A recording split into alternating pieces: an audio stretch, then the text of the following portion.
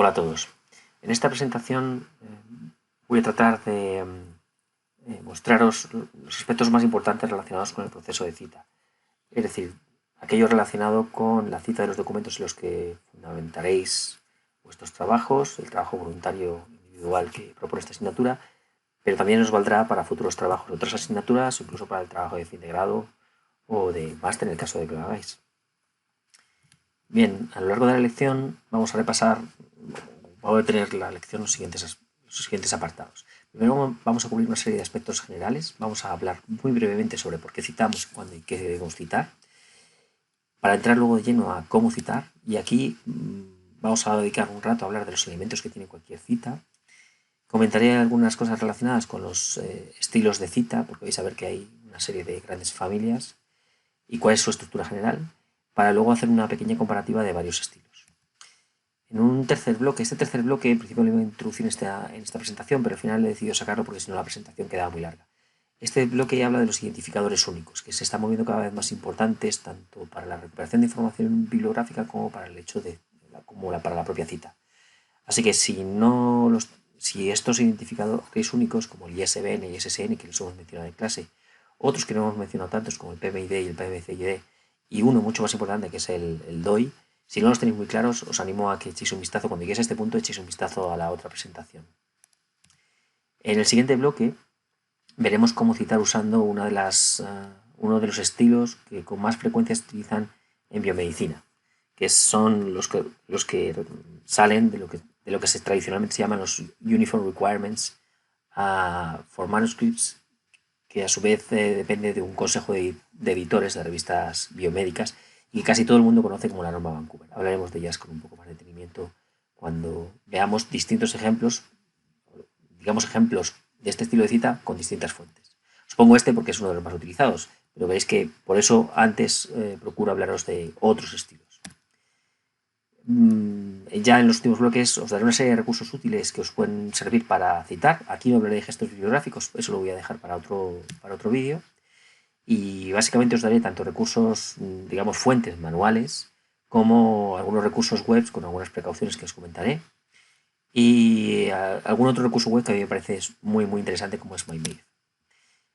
Bueno, al final dedicaré un par de 10 segundos, un ratito a daros un pequeño resumen y por supuesto haceros una serie de recomendaciones finales. Vamos con ellos. ¿Por qué citar y cuándo hay que citar? La verdad es que si buscáis esto en internet hay millones de páginas que os cuentan por qué citamos. Básicamente todas os van a decir lo mismo. Una fundamental es reconocer a los autores previos. Es decir, todo el conocimiento que tú generas lo haces en base al conocimiento que han generado otros. Así que debemos reconocerlo. Además, es una forma de que el lector pueda entender en qué estamos fundamentando nuestras afirmaciones. Y por supuesto en demostrar conocimiento del campo. Una de las cosas que se mira en cualquier trabajo académico es que hables de los estudios clásicos de la disciplina en la que te estás moviendo y que los conozcas bien. Y una forma de hacerlo en tu texto, en tu manuscrito, es citarlos adecuadamente. Por supuesto, nos sirven también para contraponer ideas, teorías, y nos permite conectar lo antiguo con lo nuevo. Esto tiene que ver también con todo lo que tiene que ver con la teoría de la argumentación. Por supuesto, permite también a los lectores tener un acceso rápido a lo que tú estás diciendo, tanto para comprobar lo que estás diciendo es efectivamente lo que decía el autor que estás citando, como para, con mucha frecuencia, profundizar en un tema.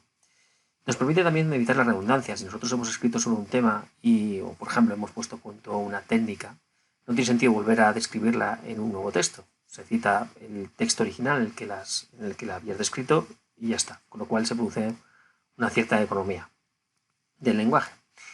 Y luego, por supuesto, para evitar el plagio. Recordad que cualquier obra, esté o no esté, digamos, reseñada como tal, tiene uno o varios propietarios. Y por lo tanto hay que tener mucho cuidado de evitar el plagio. Hablaremos del plagio en otra edición. ¿Cuándo hay que citar? Pues voy a empezar por lo que no merece la pena citar. No merece la pena citar aquella información que está ampliamente asentada. Por ejemplo, que os pongo aquí de la diabetes tipo 2 es una enfermedad metabólica. Eso no es necesario citarlo, aunque seguramente está escrito en muchos libros. Tampoco es necesario citarte a ti mismo, no tiene mucho sentido, salvo que estés citando un trabajo anterior que necesitas para apoyar lo que estás diciendo ahora, es decir, para apoyar tu argumentación. Desde luego es obligatorio citar si estás describiendo información que has sacado de otra fuente. Hablaremos en otro tema sobre el problema de las paráfrasis, el uso de textos copiados y pegados y en los peligros que eso supone el plagio. En este caso, por ejemplo, que estamos dando una información, se estima que la prevalencia de diabetes en España está entre el 8 y el 10%, es una información que procede de ahí. Quizá en otra fuente da otras estimaciones de prevalencia, incluso da juego a la discusión, pero como es un dato de otra fuente, debemos citar de dónde lo hemos sacado para que el lector pueda confirmar que eso es así. Por supuesto, si te refieres a una teoría o una idea original de otros sobre la que tú estás apoyando las tuyas. Pues ahí hay dos ejemplos de cita. Y si vas a usar un gráfico, en teoría, todos deberíamos, cada vez que usamos un gráfico, una foto, un diagrama, cualquier otra imagen visual para explicar un contenido, deberíamos pedir permiso a los autores originales, tanto para utilizarlo como, por supuesto, para modificarlo. A veces nos inspiramos en una diapositiva de alguien o en un gráfico de alguien y lo modificamos porque nos interesa explicar otro concepto. Bien, eso es una adaptación. Deberíamos pedir permiso. Ya os aviso que no es muy frecuente que se haga. Muchas veces, incluso en las propias presentaciones de los profesores, utilizamos gráficos. Es verdad que en el caso de la educación hay una especie de uso permitido precisamente con estos fines. Es decir, si tú no sacas si no obtienes un rendimiento económico, si sencillamente lo estás utilizando con propósito educativo, que tú utilices las fuentes de otros mientras las cites, no es un problema. Y bueno, por supuesto, si estás utilizando citas textuales. En nuestro campo no es muy frecuente, pero en otros campos más relacionados con las humanidades esto es muy frecuente, citar un texto sobre el que luego vas a hacer una reflexión o vas a hacer una comparación, con cualquier fin. Esto con respecto a por qué citamos y ahora, y qué debemos citar. Ahora vamos a pararnos un poco más en cómo citar. Entonces, aquí vais a ver que hay multitud de estilos, entonces lo que hay que quedarse es en realidad con lo primero, que es cuáles son los elementos de la cita. Luego hablaremos de algunos estilos de cita y nos pararemos un poco en la estructura general. Veréis que al final las estructuras son bastante comunes, cambian las posiciones de los elementos. Y luego haremos una comparativa de varios estilos para que veáis qué repercusión tiene el uso de uno u otro. En el cómo citar respecto a cómo citar, debéis recordar dos principios básicos. Uno, la información que necesitas para citar una fuente en realidad depende más de la fuente que del estilo en sí. Todos los estilos al final van a usar más o menos la misma información, pero van a cambiar la forma de colocarla. Es decir, la tipografía que usan, dónde la ubican, si al principio o al final, es lo que cambia de unos estilos a otros, pero lo básico es común. Entonces lo importante es hacerse con esa información. Es decir, si quieres tener las citas o hacerlas correctamente, debes intentar, desde luego, cuando la almacenes, tener toda la información para poder citarla. Es importante que os acostumbréis a intentar citar correctamente. Es un poco laborioso, pero merece la pena. El esfuerzo de aprender algunas de las cosas que vamos a ver en estas clases creo que merece la pena. El beneficio es bastante grande. ¿Por qué debemos citar correctamente? Pues bueno, porque si te equivocas en la cita, el lector obviamente no la va a poder recuperar, con lo cual no va a poder contrastar. Es un aspecto formal importante en el sentido de que hasta el punto de que se considera negligente hacerlo mal. Entonces es importante, quizá no tanto que sea perfecta la cita, sino que sean coherentes todas las citas entre sí, que para todas se utilice el mismo estilo, que contengan toda la información. Y luego a veces es muy difícil filtrar o limar todos los posibles fallos. Si le pones mucha atención y revisas todas, pues lo puedes controlar, pero a veces es difícil este aspecto. Pero lo importante, lo que suelen mirar es que de manera razonable todas las citas sean correctas. ¿Qué elementos tiene este proceso? Pues yo voy a hablar de dos elementos. Aquí estoy hablando más de los elementos de la cita, no tanto de los elementos o de los distintos aspectos de la fuente de información que vamos a citar, las distintas características. Los elementos de la cita casi siempre tienen dos elementos. Uno que es lo que llamamos el in-text, que es lo que colocamos, digamos, en el interior de nuestro párrafo, y una segunda parte que es la bibliografía o la lista de referencias. Nosotros llevamos bibliografía en realidad a muchas cosas. Por ejemplo, si yo he consultado una serie de textos y al final hago una lista de referencias bibliográficas, eso parece que es una bibliografía. En realidad, cuando hablamos en nuestro contexto, lo que estamos hablando es de una lista de referencias bibliográficas que está vinculada al texto. Esto es lo que, digamos, es el salto o el gran cambio que se produce entre que quizá lo que habéis utilizado hasta ahora, que solía ser más hacer una lista de referencias sin vinculación, a lo que hay que hacer ahora, que es una lista de referencias que está vinculada al texto principal y por tanto nos permite visualizar o identificar dónde te estás refiriendo a qué texto. En este sentido hay tres grandes familias de estilos de cita. Básicamente son el autor-año, bueno, el orden de cita, voy a seguir el orden que pone en la diapositiva, el orden de cita, que mucha gente conoce como Vancouver, pero en realidad no es el estilo Vancouver. En realidad se llama Uniform, lo detallaré luego, y lo que hace es colocar un número que va asignando en función del orden en el que se va citando el elemento. De tal forma que si vuelves en el 3, 4, 5 párrafos más adelante, vuelves a citar el mismo elemento, tienes que utilizar el mismo número de cita. Esto, como comprenderéis, hace difícil la actualización constante. Ya veréis que los gestores en esto nos van a ayudar bastante. El segundo estilo es el estilo autor-año. En este caso se pone, en vez de colocar un número, se coloca el apellido del autor y el año de la publicación o de la fuente que estamos citando. Este estilo, mucha gente habla de él como Harvard. En realidad hay varios estilos de autor-año, no solo el estilo Harvard, pero es verdad que quizás es uno de los más conocidos, al menos en nuestro ámbito. Y luego se intentó, estuvo a punto de prosperar un estilo mixto que aunaba los dos. Digamos que utilizaba números, pero los números procedían del orden alfabético de la lista de referencias. Esto genera una situación extraña porque puede ser que la primera cita que coloque sea 259 porque es el orden en el que le ha tocado el orden alfabético de la lista de referencias. Bueno, decir que el orden alfabético de la lista de referencias se hace por el orden alfabético del primer autor, del apellido del primer autor. Entonces, este orden mixto apenas se usa, aunque se estuvo planteando durante algún tiempo. En general, este elemento in-text, en el caso de autor-año, como veis, tiene esta estructura que mencionaba. La lista de referencias, sin embargo, tiene otra estructura diferente. En la lista de referencias vais a ver que, vinculado con lo de arriba, en la del autor-año, veis que figura, lo he puesto los colores no hay que utilizarlos cuando estemos citando, os lo he puesto solo con intención didáctica. Entonces, lo que veis es que los autores están en azul, el año. Los autores, obviamente, pueden ser muchos. Veis que aquí hay citados 3 y luego por un Ann y luego un Cook, y luego otro autor, perdón. Luego os hablaré de que en función del número de autores la estructura de esta parte puede cambiar. Aquí veis que está en el segundo lugar, colocan el año. Esto es una estructura bastante clásica dentro del autor-año. Por supuesto, el título. Este sería el nombre de la revista, que veis que en este caso está en cursiva. Eso sí que es propio de este grupo de estilos. Después del coma seguiría el volumen, después el número o fascículo y luego las páginas de inicio y fin. En este caso es un artículo, por eso tiene esta estructura. Si fuese un texto tendría otra estructura. ¿Qué pasa con el orden de cita? Pues si os fijáis, hay un cambio en las posiciones. Los autores efectivamente siguen en la misma posición, pero el año se ha desplazado después del nombre de la revista no va en cursiva, el año está separado con un punto y coma. Entonces veis que ya desde el origen, no solo en el in-text, sino en la lista de referencias, hay algunas diferencias. Por supuesto, esta estructura básica respecto a la lista de referencias, respecto a la bibliografía, puede luego tener muchos matices de unos estilos a otros. En el caso de un libro, la estructura cambia algo porque los elementos que constituyen la cita obviamente son diferentes. El in-text se parece bastante, como veis, es el autor-año, la estructura autor-año clásica, el orden de cita he puesto un 1, pero podría corresponder a cualquier otro número, el que le corresponde en función del orden, pero esta referencias tiene una estructura diferente. Veis que aquí aparece sí que aparece el autor y el año, después el título, pero añade otros elementos. En este caso, veis que se añade, la editorial aparece en verde, cosa que no aparecía en el caso de las revistas, la ciudad aparece en letras en especie naranja, y la edición, que solo se coloca en caso de que sea diferente de la primera. Esta estructura es diferente en el caso del orden de cita. Como veis, no tanto diferente en cuanto al contenido.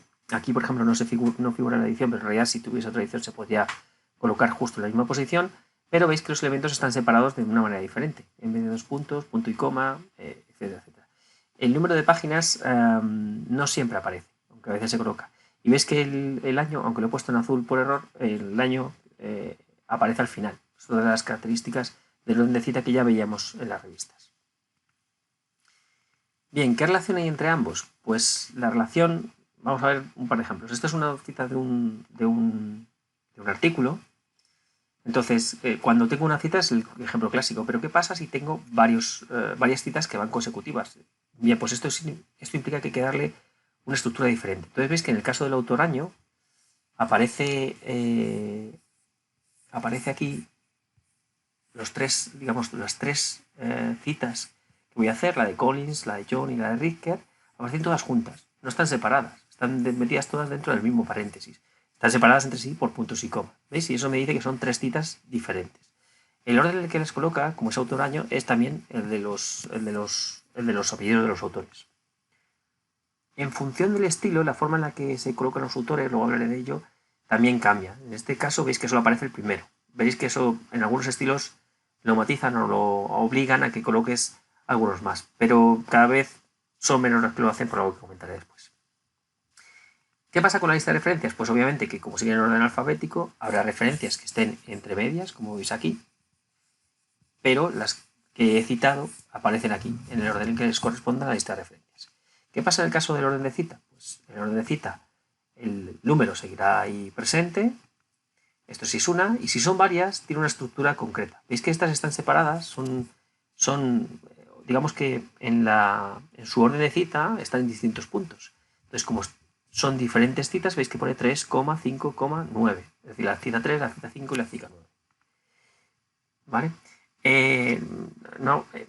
Solo mencionar que a veces, digamos que lo que veis ahora, que es un superíndice, en función del estilo pueden decir que no vaya superíndice y que no vaya normal, que no vaya así abierto, sino que vaya entre paréntesis o que vaya entre corchetes cuadrados. Esos ya son matices que aplican los distintos estilos y desde luego las propias revistas. Entonces, bueno, ya digo que estas son las típicas cosas que nos va a resolver el gestor. En la lista de referencias que observamos, pues que los números que les corresponden están asignados y que el orden en el que han sido colocadas es el orden en el que fueron citadas. Obviamente el orden de cita no tiene por qué coincidir con el orden en el que las coloca autor-año. Esto es lo mismo, pero ampliando un poco más. Si os fijáis esta es la cita de las 3, una cita parecida a la anterior, con 3 citas, ¿de acuerdo? Veis que están separadas por puntos y comas y aquí aparece el orden de lista. ¿Veis esta indentación que aparece aquí? Esta indentación que aparece aquí es precisamente para destacar el nombre del primer autor y así facilitar la búsqueda de los autores. En este caso, en las de orden de lista, como veis, aparece un número, a veces aparece aquí una sangría también para facilitar la identificación. Pero bueno, como están con el número es más fácil saber dónde empieza una cita y dónde acaba. Y veis que en el tercero hay algo diferente. Veis que pone 1, 2, 4-6. ¿Por qué pone 4-6? Esto no es necesario aquí, porque como se citan cada una de ellas. Sin embargo, aquí cuando tengo muchas citas, lo que hacemos es que, por ejemplo, esto sería la cita 1, que ocupa la posición 1, la que ocupa la posición 2, y las citas de la 4 a la 6. Esto es lo que indican los guiones. ¿Veis? Son estas que he marcado en amarillo. ¿Qué pasa si un autor tiene varias citas en el mismo año? Pues en el caso del autor-año sería esto. Como son distintas citas de estos dos autores y se podrían confundir, se les va colocando una letra detrás, A, B, etc. Y en la lista aparecen así, A, B, etc. Esta sería la forma de distinguirlas. En el caso del orden de cita no es necesario porque cada cita lleva su número. Por lo tanto, ahí no hay confusión posible. Sobre los primeros autores, solo un matiz. Veis que aquí la más frecuente es el apellido y las 2 iniciales. Esto es porque, claro, la mayor tradición es anglosajona. Muchos de los autores anglosajones tienen 2 nombres. Y entonces se cita el apellido y las 2 iniciales. Pero puede haber, digamos, algunas variantes. Ahora comentaré algo. Por ejemplo, cuando hay prefijos o partículas, deberían ir delante del nombre, del apellido. ¿Veis? Y luego van el apellido, o sea, va la partícula, el apellido y las 2 iniciales, de nuevo. Hay luego matices sobre si estas iniciales van con un punto detrás o no. Si se coloca si coloca el nombre completo, luego veremos un ejemplo. Si se coloca el nombre completo solo del primero, pero del segundo. O sea, aquí las variantes son casi infinitas. Por ejemplo, en este caso, ¿veis? Aquí aparecen los nombres completos y entonces, claro, para distinguir esta coma que separa el nombre Jane N y el apellido del siguiente autor, pues necesito utilizar otro carácter que es el punto y coma. Bueno, esto no se usa apenas en España, pero si por ejemplo tienen un orden familiar, el uso de junior y senior, en Estados Unidos sí que está contemplado, ¿veis? Buchenmayer, CC III, o en este caso Junior, Collins JW Junior.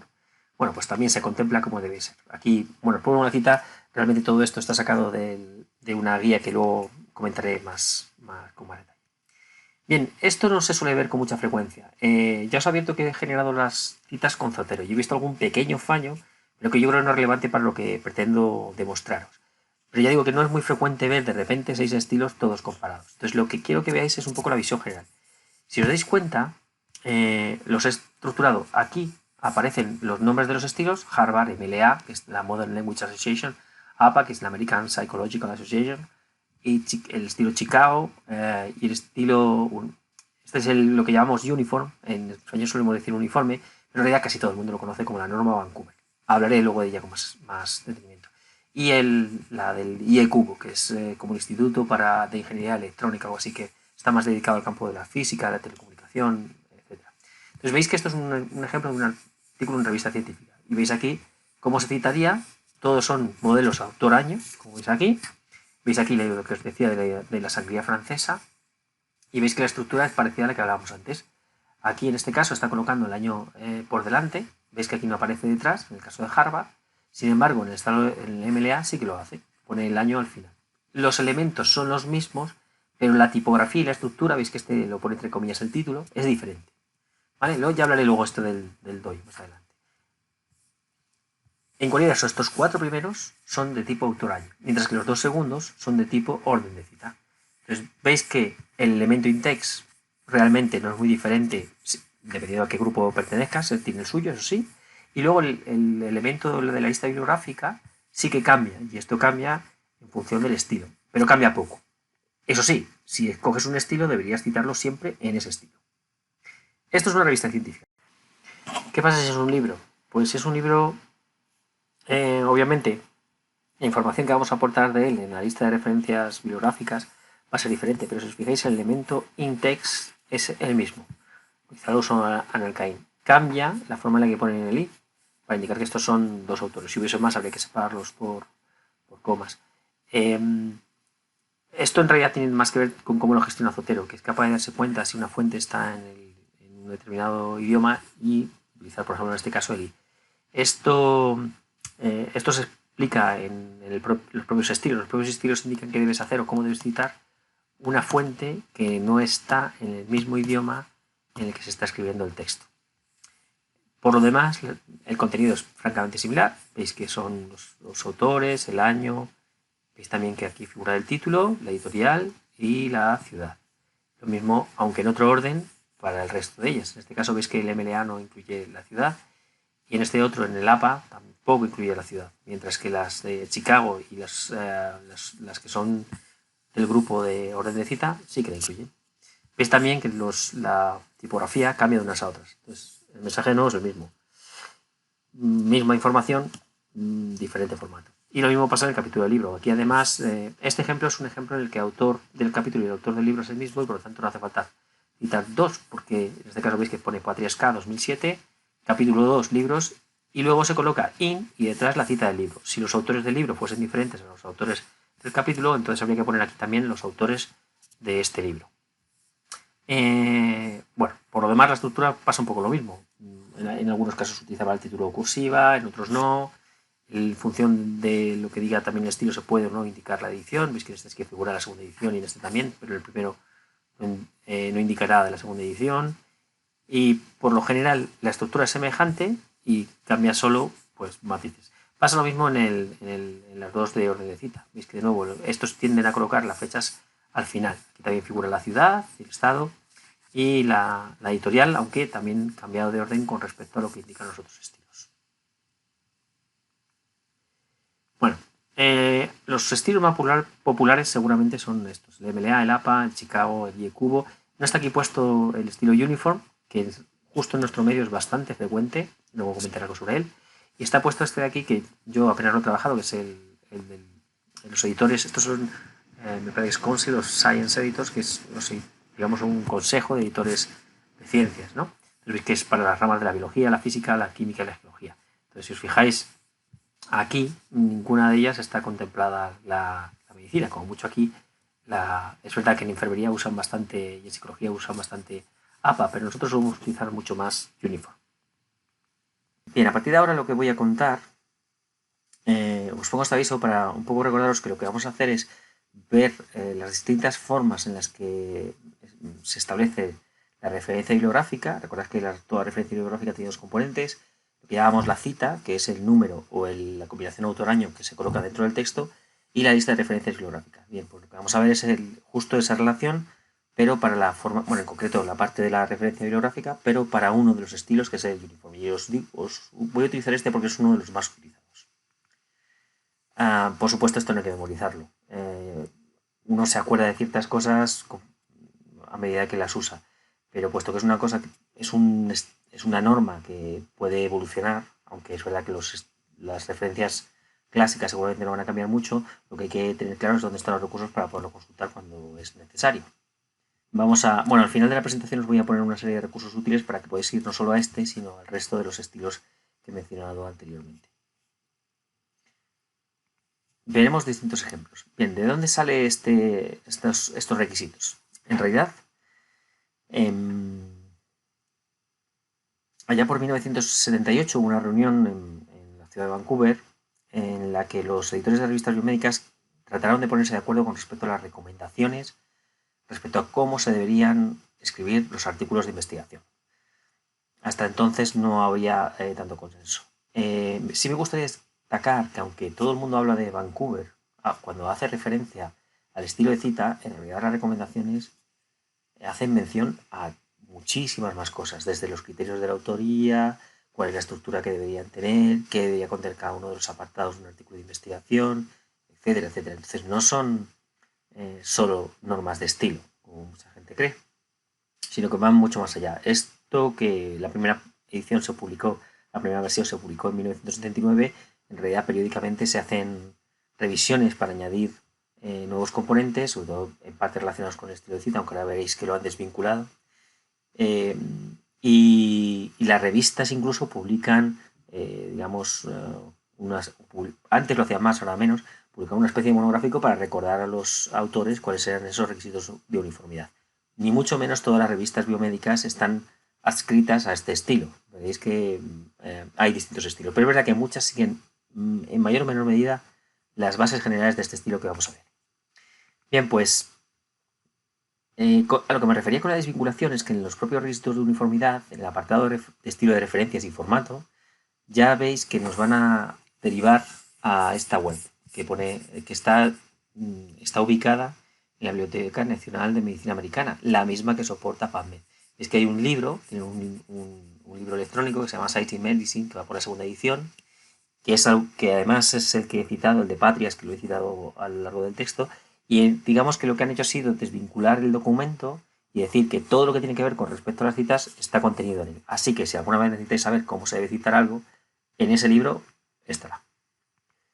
Este sería el libro, su edición, y esa sería una posible cita. Veis que en esta cita, por ejemplo, sí que se incluye el vínculo web. Ya luego hablaré de eso. Hay dos recursos interesantes. Uno es este, que lo que han hecho es hacer una especie de los requisitos de uniformidad para citar las referencias más comunes. Y el otro es el gran manual, que es el que os he puesto antes, que contiene todo. De ese gran manual es de donde he sacado, por ejemplo, estos pantallazos que permiten ver un poco cuál es el estilo que, digamos, impera. Por ejemplo, este es uno típico de un artículo de investigación. Ya he hablado de los artículos de investigación cuando hacíamos la comparación, ahora ya nos estamos centrando en uno de los estilos. Entonces, fijaos cómo los componentes son muy parecidos siempre, los autores al principio, después el título de la publicación que contiene el artículo, la fecha, que recordáis que esto es una característica más de los de orden de cita que de los de autor año, que suelen poner al principio. La fecha no es necesario poner el mes y el día, no suele ser obligatorio, bastaría con el año. Punto y coma, volumen, el fascículo, el número que va entre paréntesis, tampoco es obligatorio en muchas revistas. 2 puntos, primera página, última página. De tal forma que con esa información cualquiera podría localizar esta revista. Obviamente esto tiene hay que matizarlo. ¿Por qué? Porque, por ejemplo, esto sería la cita de un artículo estándar. ¿Veis que está tal cual lo ponía? Pero ¿qué pasa cuando tenemos varios autores? Entonces, a veces nos indican que tenemos que poner todos los autores, pero es que hay artículos que están escritos hasta por 15 autores. O que están firmados por 15 autores. Cada uno ha tenido su papel, no todos han escrito el manuscrito, está claro, pero alguna aportación han hecho como para poder figurar en la autoría. Esto es muy típico, por ejemplo, de los comités que generan, los comités científicos de ciertas sociedades que generan una determinada norma. Bien, pues veis que, claro, si tuviésemos que citarlos así es un poco horrible. Entonces suele haber digamos, unas normas adicionales que es cuando pasa de los 3 autores, lo que se hace es colocar los tres primeros y entonces se pone et al. Et al es lo mismo que es una locución latina, por et ali, que significa y otros. Últimamente se está proponiendo que en vez de poner et al, que es la locución latina, directamente se ponga another. Bueno, esto puede ser para 3, pero también puede ser para 6. Entonces, en aquellas que pasan de los 6 autores, lo que se obliga es a los 6 primeros autores y luego el resto no aparecerían. El resto de la referencia es tal cual ha dicho. Lo mismo. En el caso de tal, en vez de poner tal, se puede poner y others, anothers. ¿Qué pasa si es una organización? Pues entonces lo que hay que hacer es que el autor sea la organización. ¿Vale? ¿Veis? Como por ejemplo esta guía de la American Diabetes Association o el grupo para el estudio del Parkinson. Entonces ahí figura la asociación. ¿Vale? Esto está tomado de. Esto que os estoy contando está tomado de un capítulo dentro del libro de Patrias que habla, en concreto, habla de los. ¿Veis que es el capítulo 1 que habla de los journals? En algunas ocasiones, si puede ser encontrado en PubMed, nos piden que pongamos el justo identificador único del que os he hablado antes, el PMID. ¿Por qué? Porque con ese número podrían localizarlo fácilmente.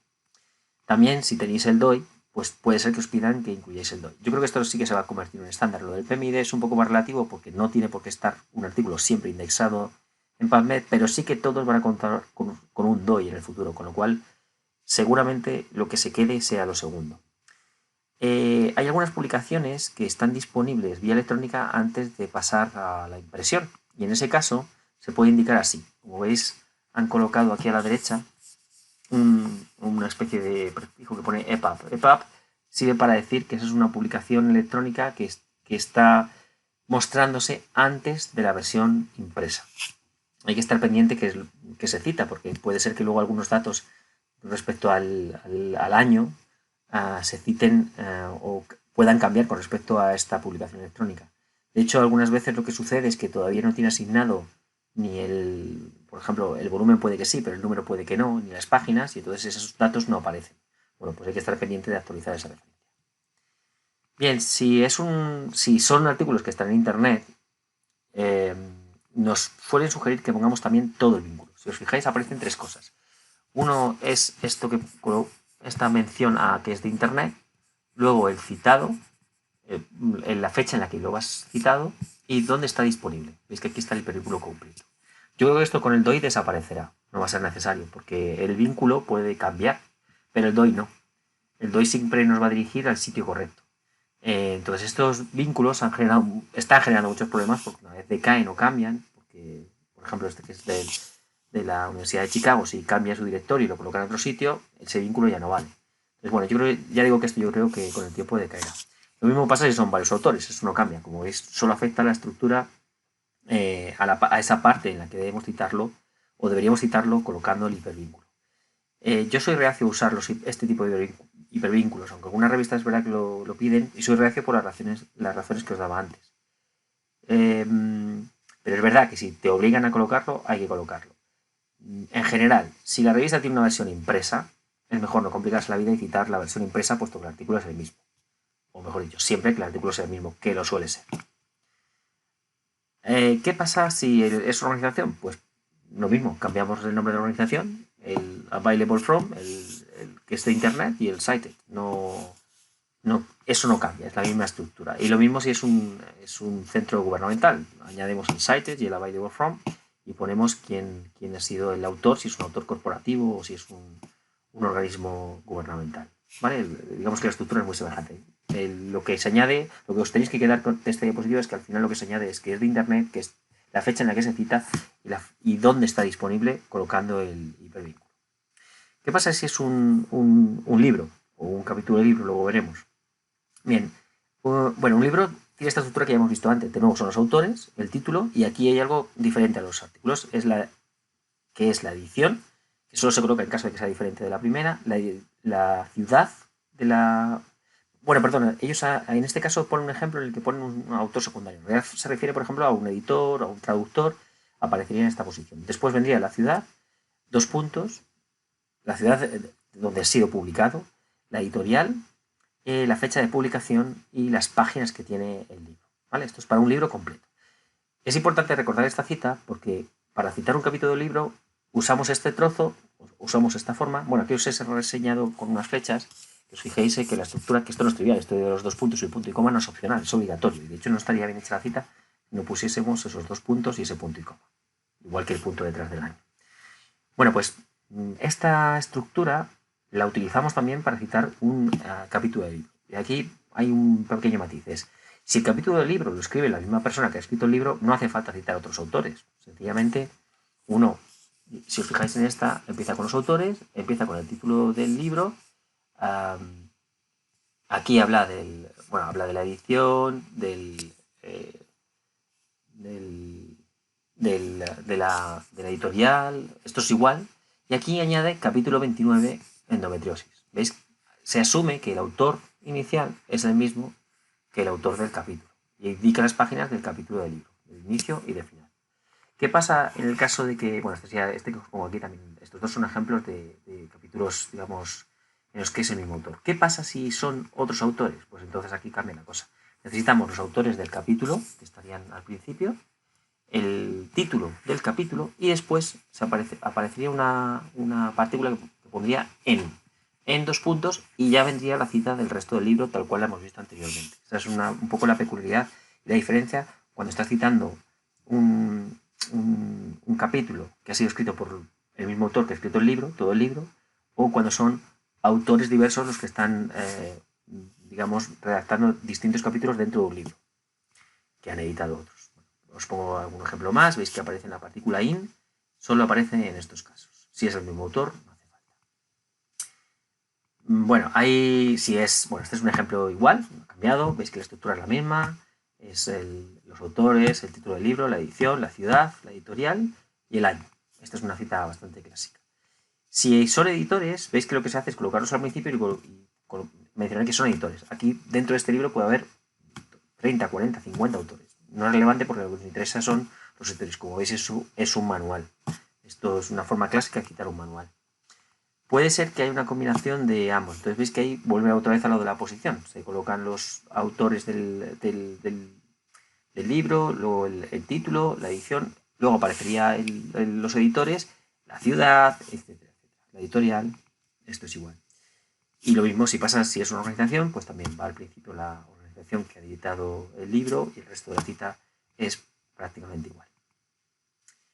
Esto es lo que hemos mencionado antes de un capítulo de un libro. Como veis, no hay grandes diferencias. En este caso, de nuevo, es un capítulo que ha sido escrito por autores diferentes a los editores del libro. Bien, en el caso de una tesis doctoral, quiero llamar la atención porque en realidad aquí menciona también las tesis de fin de máster y afectaría también a la forma de citar un trabajo de fin de grado, que no es muy habitual, pero bueno, que sepáis que existe. Entonces, veis que el único cambio que se observa entre estas dos, si os fijáis, se parece bastante al de un libro.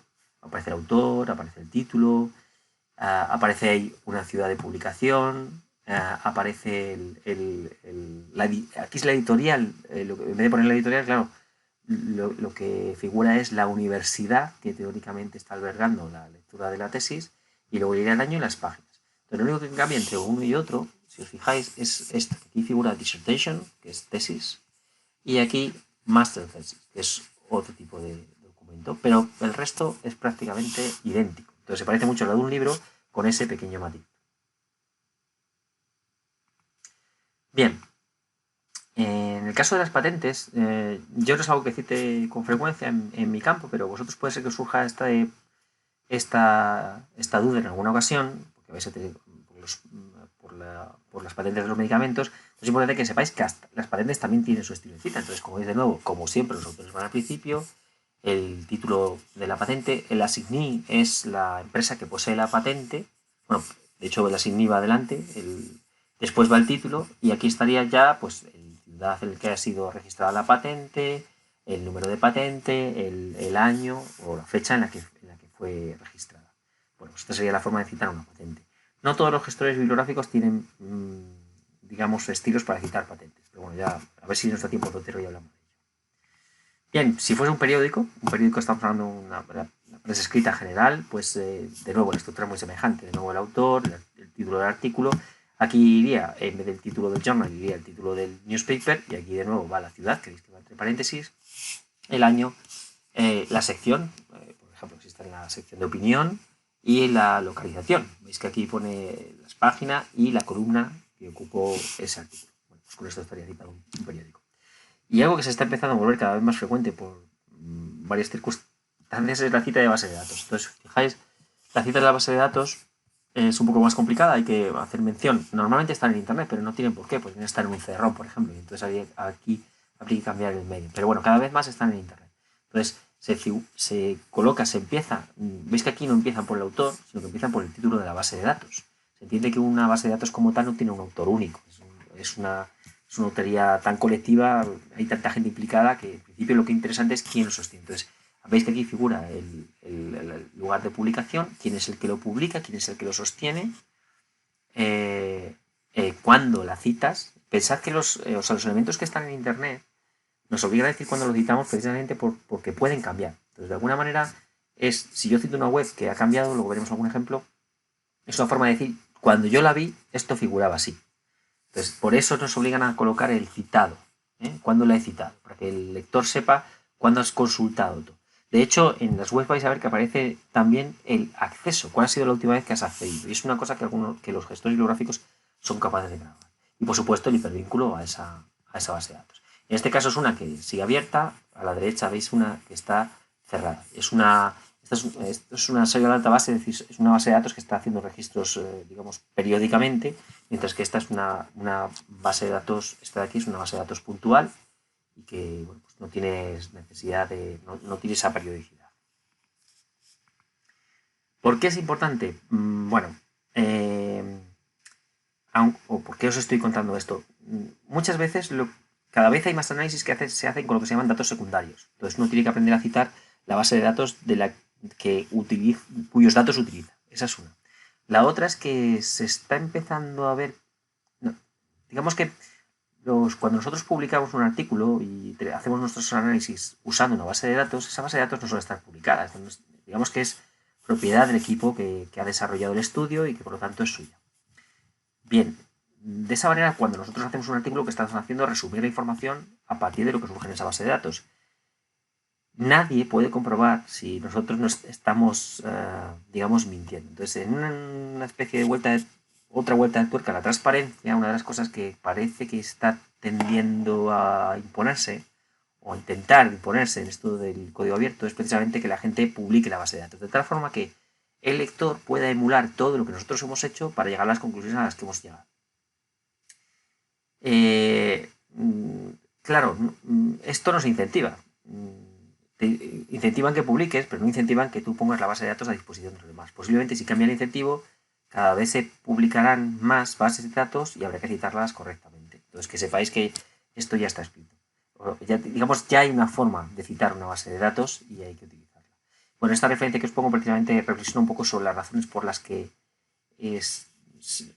se citan o no se citan. Digamos que ellos hablan más de la falta de incentivos. Yo creo que en realidad tiene más que ver con la estructura competitiva. Estamos en un sistema competitivo. Si yo publico una base de datos con los datos que me han permitido realizar una investigación que me pueda llevar a recoger los datos 3 o 4 años, obviamente un equipo mucho más preparado, mucho más rápido podrá publicar análisis a partir de mis datos que a mí me han costado 3 o 4 años y yo los publicaré en 6 meses.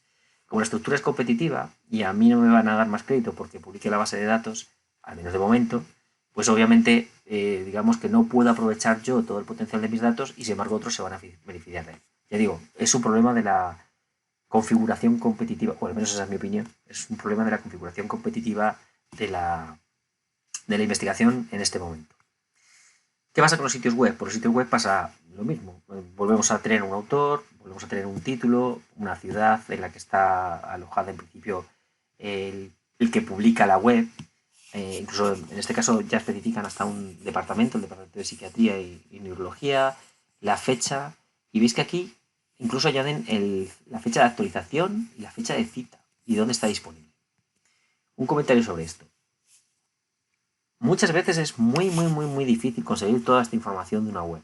Entonces, es importante que citéis los datos mínimos, pero yo creo que en esto no hay que obsesionarse. Está claro que el hipervínculo lo necesitáis, la fecha de cita es importante, también es importante que figure la fecha en la que habéis accedido, pero desde luego es muy difícil a veces que vosotros sepáis cuál es el autor. En ese caso quizás es mejor utilizar el autor corporativo, es decir, quién está asumiendo la web, aunque no tiene por qué ser el autor principal.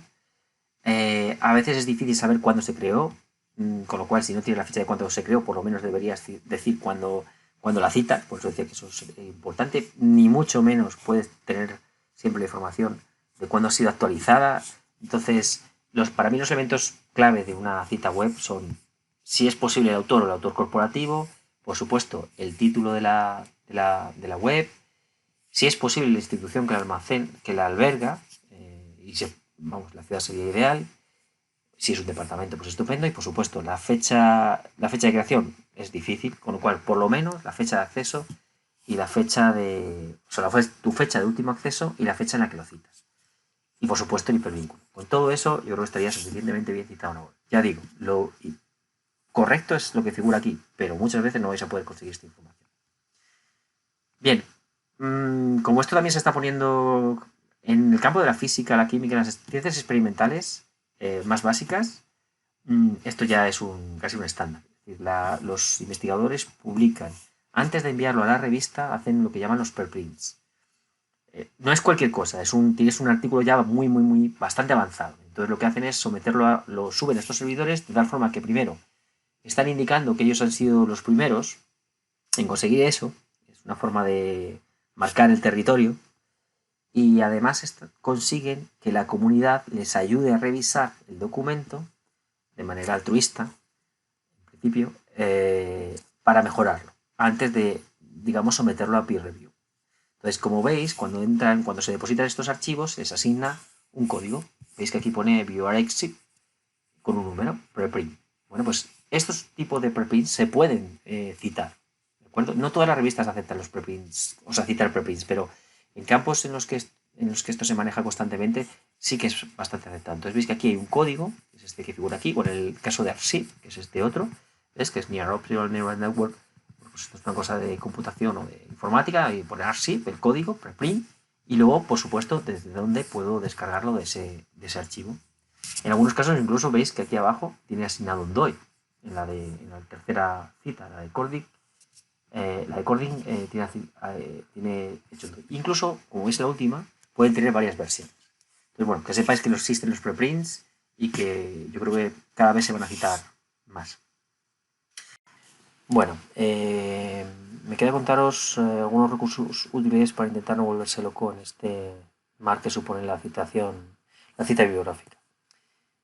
Para eso os voy a dar algunos vínculos a webs en las que en el fondo están los manuales, puesto que es difícil recordar todo esto. Lo que hay que hacer es tener los manuales de referencia en función del estilo en el que vayáis a citar.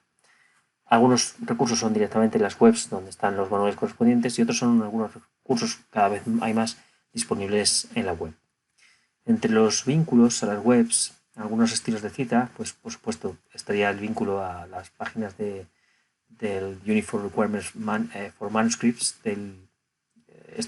este consejo de editores de revistas biomédicas que se reunió en Vancouver, que se actualiza periódicamente y que, digamos, no sé si lo siguen haciendo, pero algunas revistas tenían por costumbre en alguno de los números, muchas veces era noviembre o diciembre, publicar una especie de o recordarles a los autores lo que decían estos requisitos de uniformidad con respecto no solo al estilo de cita, sino, como os decía también antes, a otros aspectos relacionados con la escritura de artículos. Como no todas las revistas están escritos, no tiene por qué ser igual para todas, pero bueno, aquí tenéis el vínculo a la página web del Consejo de Editores de Revistas Biomédicas y un par de vínculos. El primero tiene los ejemplos de las más comunes. Es un buen recurso, pues un recurso rápido, está todo en una página web y vienen las citas, digamos, más comunes y algunas no tan comunes, pero bueno, bastante resumido. Y luego tenéis el libro de Patrias, que es el que os vengo mencionando, en el que están ya todos los detalles necesarios para citar cualquier referencia en este estilo. Os he puesto aquí estos par de vínculos en realidad os llevan al mismo sitio. Es una biblioteca que contiene, digamos, el estilo, o tiene una referencia sobre el estilo Harvard bastante completa. En el caso de la Modern Language Association, os pongo directamente la página web del estilo que proponen ellos y lo mismo para la APA. Y en el caso del IECubo, que es el Instituto para la Ingeniería Electrónica, que sabéis que está más vinculado con las telecomunicaciones, la física, etc., bueno, pues también tiene sus propias guidelines. Y os he puesto aquí el vínculo. Lo único que me quedaría sería el Consejo de Editores en Ciencia, del que también os he puesto aquí un vínculo. Como veis, todas estas referencias obviamente están mal citadas, os he puesto solo los vínculos. En el caso de las revistas, que era lo que me faltaba, recordad que las revistas, como no todas están escritas a un estilo, aunque sí que, digamos, siguen algunos de los patrones más importantes, luego tienen sus peculiaridades. Entonces, las instrucciones para autores de cada revista deben incluir también cómo se debe citar para esa revista. Son bastante exigentes, es decir, si la bibliografía no va en el formato adecuado, te pueden parachar un artículo antes de empezar a leérselo. En las instrucciones para autores de cada revista, que todas las revistas tienen en su página web, si busquéis la zona de autores o una zona en la que ponga submit a manuscript, enviar un manuscrito, ahí encontraréis las instrucciones para autores de cada una de ellas. Algunas, como pertenecen a editoriales, las editoriales están de alguna manera unificando todas las guías de estilo para todas las revistas que dependen de ellos, aunque es un proceso que está en camino. Aún así, hay una biblioteca que se llama la Biblioteca Mulford, que es esta que os vinculo aquí, que en teoría permite, digamos, a través de su buscador, te localizaría la revista que tú le pidas y te ofrecería el hipervínculo directo a las instrucciones para autores, con lo cual te ahorra un poco el trabajo de andar buscando. Bueno, es un recurso más que os puede ser útil. Como os he dicho, todos los vínculos son simplemente vínculos. A partir de ahora ya sabéis que hay que intentar citarlos de esta manera. Obviamente, si los cito de esta manera, ocuparían, digamos que la diapositiva es menos visible, pero es un poco lo que pretendo haceros ver es que el estilo de cita, que en este caso todos son webs, excepto algún documento que está en internet, ahora ya, a partir de ahora ya empieza a ser más que relevante en vuestra formación. También os he puesto esta porque, digamos, aunaba un poco, esta universidad aunaba un poco reflexiones sobre todos los estilos y yo creo que os puede ser útil echar un vistazo en algún momento.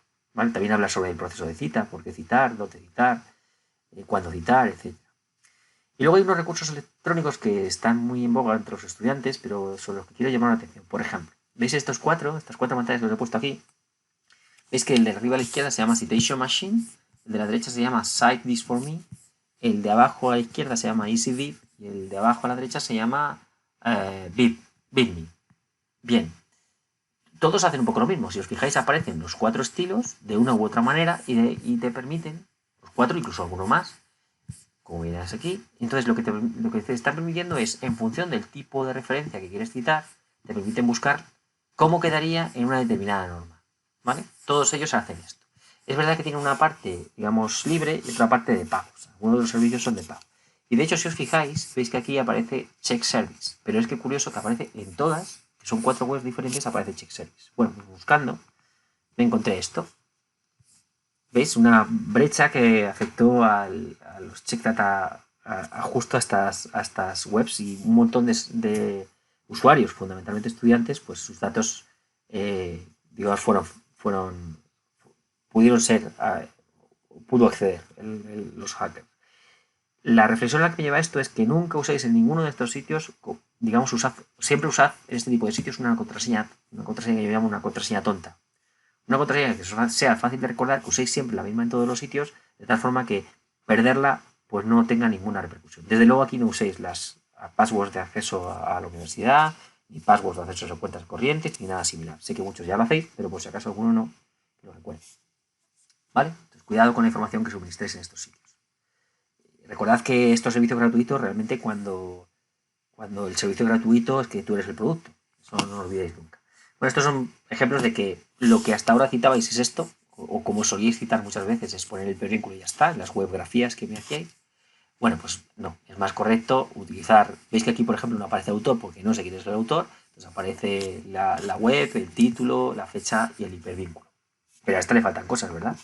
De hecho, deberíamos indicar el año y cuándo ha sido accedida a la web, que es lo mínimo.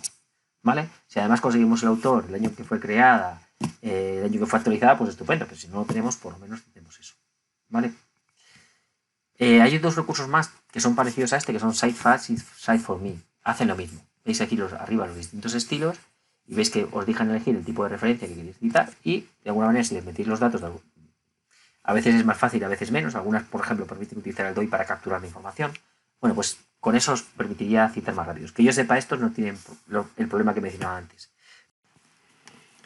Bien, los que vienen ahora son dos recursos que yo creo que son bastante interesantes.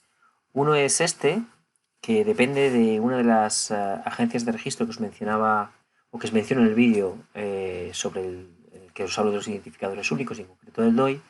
Bien, pues esta agencia de registro que se llama Crossref tiene, obviamente, tiene muchísima información en sus bases de datos y lo que ha hecho es ofrecer algunos de los servicios de manera gratuita. Uno es este, el DOI Citation Formatter, y el de la derecha, que es un Crossref Metadata Search, que sirve para buscar los metadatos.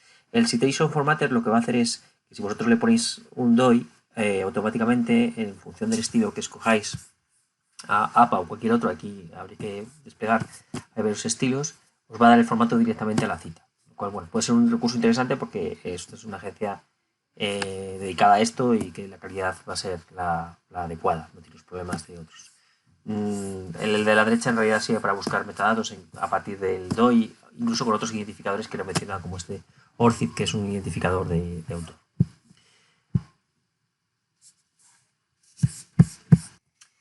Pero para mí este es el que se lleva la palma, el MyBib. MyBib es lo mismo, solo que os permite generar vuestro propio proyecto. Entonces puedes ir metiendo ahí varios proyectos, puedes ir colocando distintas referencias, ya no es de una en una.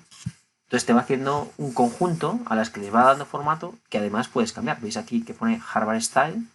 Bueno, pues si clicase en ese lugar encontraría otros formatos. Y no solo eso, sino que además permite la importación de registros para poder en determinados formatos, para poderlos meter más fácilmente. No solo vale para revistas, es decir, aquí podemos utilizar distintas. Y al final lo que tendríamos aquí es un conjunto bibliográfico al que le podemos dar el formato que nosotros queramos o el estilo que nosotros queramos. Hay muchísimos estilos, están todos los que he mencionado y alguno más. ¿Vale? Por eso me parece un buen resumen. Así que en resumen, bueno, el proceso de cita es una cosa sencilla, pero es bastante laboriosa y bastante aburrida. Entonces, normalmente nos pilla ya cansados y muchas veces no prestamos atención.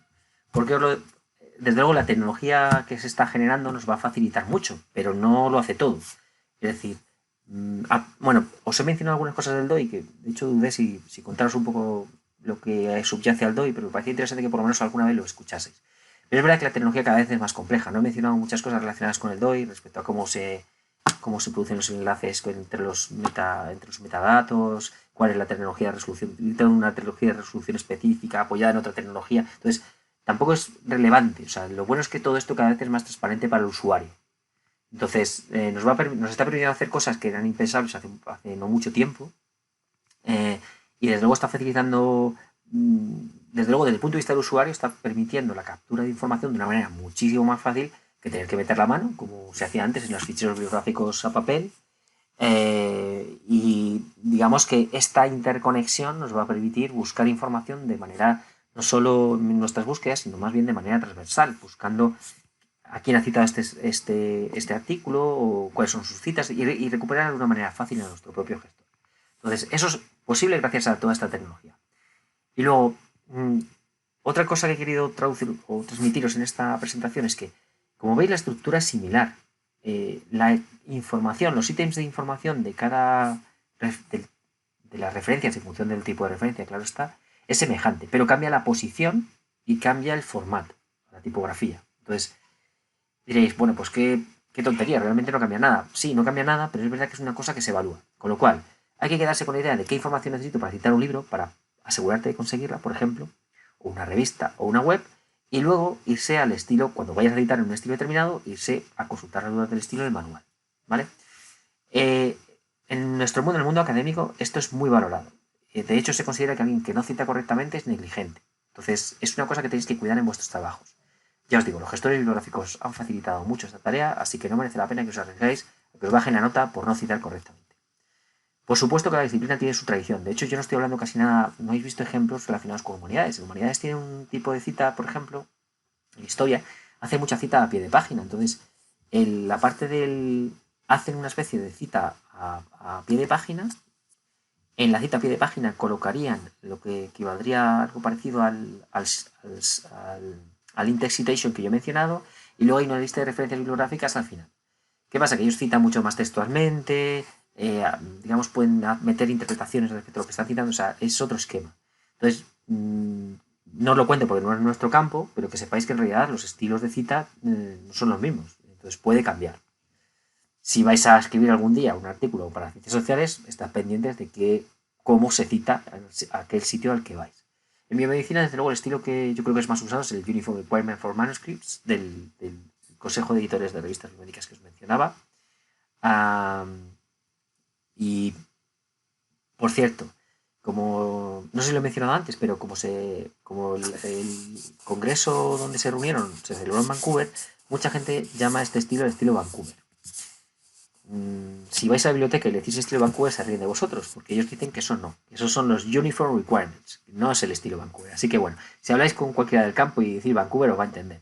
Pero si habláis con el gente de documentación, por favor, sed correctos y decidle que es el estilo uniforme. De hecho, no os he contado nada de que en realidad existe una norma ISO que bueno, data desde el 1964, pero tuvo una actualización muy importante en 2013, si no recuerdo más, la 690, que establece exactamente cómo hay que citar. Y si habláis con un bibliotecario, no, tienes que seguir la norma ISO tal. Bueno, cuidado, tienes que seguir lo que te diga aquel que te va a publicar el artículo o aquel que te va a publicar el libro, o lo que te digan las instrucciones del trabajo de fin de máster.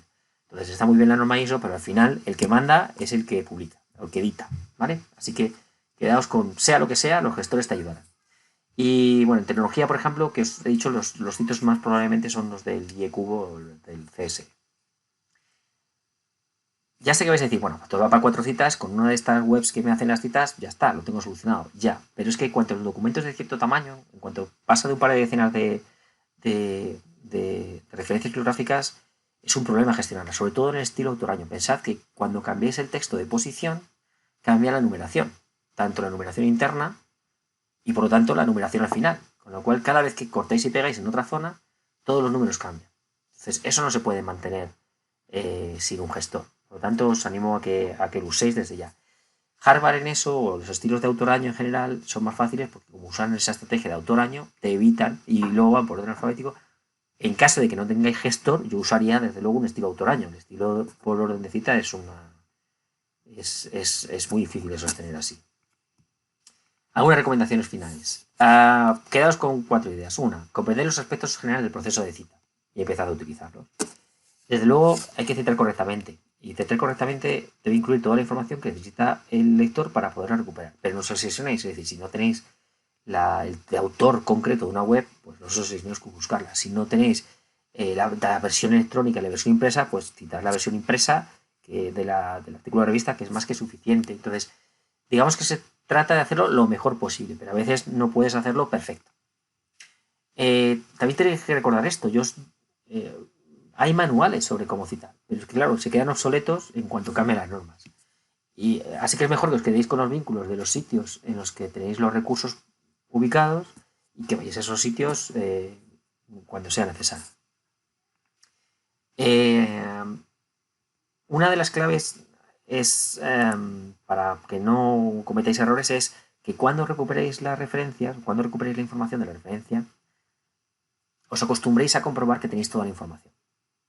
¿Vale? Porque a veces pasa que consigues la referencia y luego dices, vaya, y esto me falta esta información, a ver ahora cómo sé dónde está. Entonces es bueno que cogéis la costumbre de, pues si es un libro tengo que mirar dónde está la editorial y la ciudad. Si no están, las tengo que buscar. Y si no las busco ahora, las tendré que buscar luego. Por supuesto, cuando tengáis dudas, id a la fuente, no os compliquéis la vida. Consultad el manual de estilo. Y desde luego, en cuanto tengáis cierto número de referencias, en el trabajo que os voy a pedir, así os lo recomiendo, usad un gestor profesional. No os vais a repetir de la inversión porque, por un lado, en realidad lo que vais a estar generando es una especie de base de datos de los textos que vosotros habéis utilizado y consultado, con lo cual es parte de tu aprendizaje. Vais a ver que os va a permitir meter notas, con lo cual no es algo que perdáis, es algo que va a seguir vivo y que en el futuro vais a poder utilizar con vuestras notas. Y os va a permitir hacer una recuperación eficaz de información, es decir, no vas a tener que, si tienes que hablar otra vez del mismo tema, no tienes que volver a empezar de cero. Ya está metido en tu base de datos. Esto pensad que es como vuestro fichero bibliográfico físico de papel, pues es esto, pero en versión electrónica.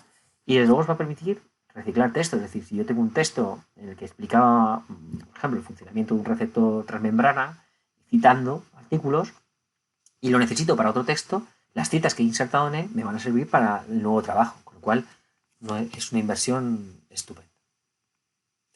Bueno, con esto acabaría esta presentación y solo me quedaría recomendaros y animaros a que paséis a los siguientes vídeos en los que contaré cómo usar un gestor bibliográfico y en concreto Zotero.